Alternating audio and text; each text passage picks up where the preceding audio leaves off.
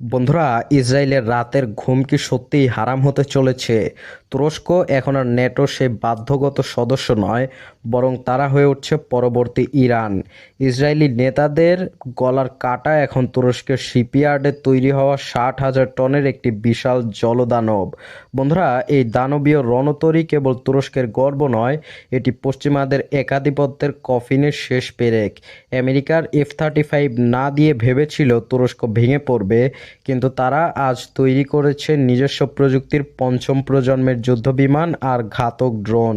বন্ধুরা, এই রণতরী যখন সাগরে ভাসবে তখন পুরো ভূমধ্যসাগরের নিয়ন্ত্রণ থাকবে তুরস্কের মুষ্টিতে। ইরান যেমন পশ্চিমাদের তোয়াক্কা করেনি, তুরস্ক এখন নিজের পায়ে দাঁড়িয়ে চীন ও রাশিয়ার মতো এক শক্তিশালী সম্ভবত হয়ে উঠেছে। বন্ধুরা, মুসলিম বিশ্বের এই সামরিক উত্থান কি ইসরায়েলের আধিপত্যের পতন ত্বরান্বিত করবে? আপনাদের কি মনে হয়, তুরস্ক কি পারবে ইরানের মতো কঠোর হয়ে পশ্চিমাদের রক্তচক্ষু উপেক্ষা করতে, নাকি চাপের মুখে তারা হার স্বীকার করে নেবে? আপনার মূল্যবান মতামত অবশ্যই কমেন্টে জানান এবং ভিডিওটি শেয়ার করে সত্য ছড়িয়ে দিন। আল্লাহ হাফেজ।